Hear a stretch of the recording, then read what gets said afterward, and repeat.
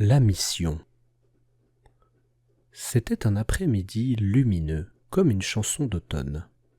Le soleil, bas mais généreux, glissait entre les branches des grands érables, peignant de lumière dorée les marches du perron.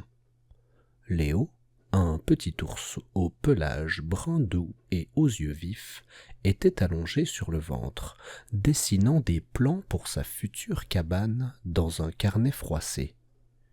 Il rêvassait tranquillement quand il entendit les pas de ses parents dans l'entrée. « Léo, dit papa ours en ajustant sa besace pleine d'outils, on file chez tante Lisa pour l'aider à réparer son toit avant la pluie de demain. » Maman ours ajouta en enfilant ses bottes. « Tu peux t'occuper d'Alex cet après-midi, juste quelques heures. Il a déjà mangé et il est en pleine forme. » Léo redressa les oreilles. « Garder son petit frère ? Facile. Bien sûr, il n'y a pas de souci. » Maman lui caressa doucement la tête. « Souviens-toi, Léo, Alex te regarde tout le temps. Il apprend en te regardant. » Léo haussa les épaules, confiant. Qu'est-ce qui pourrait bien arriver ?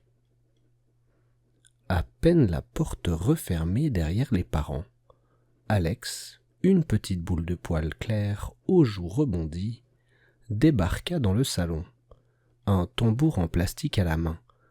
Ses yeux brillaient d'excitation. Léo, lui, avait une idée bien précise. Profiter de ce moment pour construire un nouveau circuit avec ses rails de bois et ses trains à ressort.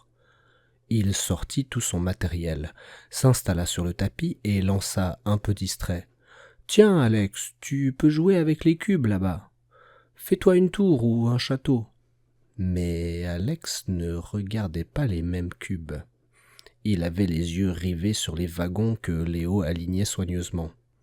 « Moi aussi, moi train, dit-il en s'approchant. « Non, Alex, c'est fragile, tu peux jouer à côté. » Mais Alex, tout sourire, s'assit au beau milieu du circuit et se mit à faire rouler un train avec de grands « tchou-tchou ».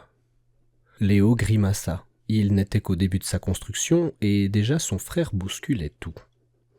Agacé, Léo rangea ses trains et sortit son grand puzzle de volcan rugissant. Il adorait les assembler dans l'ordre, faire apparaître peu à peu les montagnes fumantes, les éclairs et les coulées de lave. Il venait tout juste de commencer quand Alex trottina jusqu'à lui. « Moi aussi, c'est quoi ça? Un dragon?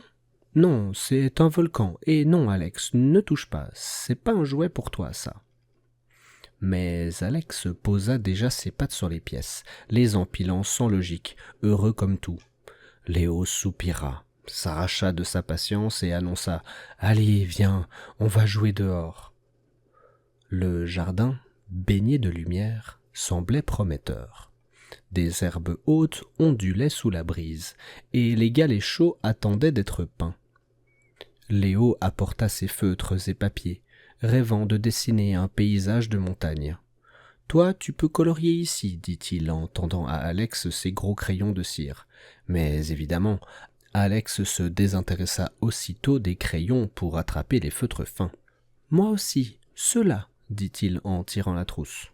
« Mais non, tu vas les casser. » Et comme prévu, il en mordilla un et laissa tomber les bouchons dans l'herbe. Peinture, cabane, arrosoir, rien ne tenait plus de 5 minutes. Léo, frustré, voyait son après-midi rêvé se transformer en improvisation permanente. Peu à peu, le désordre s'installa comme une pluie fine qu'on n'arrête pas. Les coussins du salon devinrent une montagne, les blocs de bois s'éparpillaient jusque dans la cuisine, les jouets du jardin envahissaient même les marches du perron. Léo regarda autour de lui, accablé. « C'est pas possible. Alex, regarde-moi ça. Il faut tout ranger maintenant. » Alex, assis au milieu du chaos, soufflait dans une paille comme si c'était une flûte. « C'est pas moi, moi joue. » Léo sentit sa colère monter, mais quelque chose en lui l'arrêta. Il se souvenait soudain des mots de papa ours lors d'une promenade où il avait perdu patience. « Quand ça bloque, change d'angle. Fais autrement. » Alors Léo inspira à fond. Il posa un à un les cubes dans leur boîte. Puis il replia la couverture. redressa les coussins, ramassa les jouets sans un mot, mais dans sa tête, il chantait doucement. Ranger, c'est magique, ranger, c'est fantastique, les jouets retrouvent leur musique. Alex leva la tête. D'abord il observa, puis, intrigué, il s'approcha. « Tu chantes? Tu joues à quoi ?»« À ranger, c'est mon nouveau jeu, et c'est moi qui gagne pour l'instant, » dit Léo avec un clin d'œil. Alex fronça les sourcils. Il n'aimait pas perdre. Il se précipita vite vers la pile de livres tombés et commença à les empiler. Dans le bon sens. Moi aussi, moi gagne. Et pendant les minutes qui suivirent, le salon devint une piste de course entre les deux frères qui ramenaient jouets, crayons, chaussettes et papiers à leur place en riant. Essoufflés mais heureux, Léo et Alex s'assirent enfin côte à côte dans la cuisine. Léo sortit une nappe à carreaux, des biscuits au miel, 2 pommes bien rouges et un pichet de jus frais. « On fait un vrai goûter de champion, dit-il. Alex, les joues rouges, aida à poser les verres, même s'il les mit à l'envers au début. Ils se sourirent, fiers de leur travail, contents d'avoir retrouvé une atmosphère paisible. Quand la porte s'ouvrit, papa et maman ours s'arrêtèrent, stupéfaits. La maison était propre, le jardin ordonné, et une douce odeur de pommes flottait dans l'air. « Mais tout s'est bien passé ?» demanda maman les yeux ronds.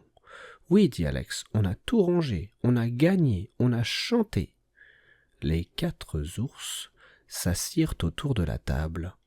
Papa goûta un biscuit et dit « Vous avez bien travaillé, bravo à tous les 2. » Alex souriait de toutes ses dents, mâchouillant sa pomme. Léo, lui, restait silencieux, son regard dans sa tasse. Après le goûter, tandis que maman débarrassait, papa vint s'asseoir près de Léo.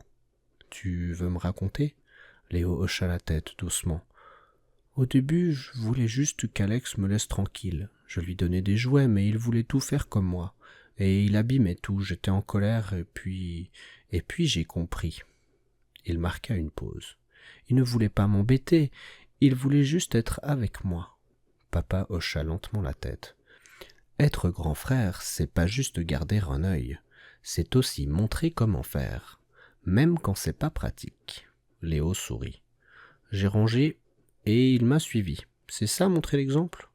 Exactement, dit papa en lui ébouriffant les oreilles. Ce soir-là, en montant se coucher, Léo regarda Alex qui bâillait déjà, peluche serrée contre lui. Il pensa à tout ce qu'il avait appris, la patience, l'observation et surtout la responsabilité.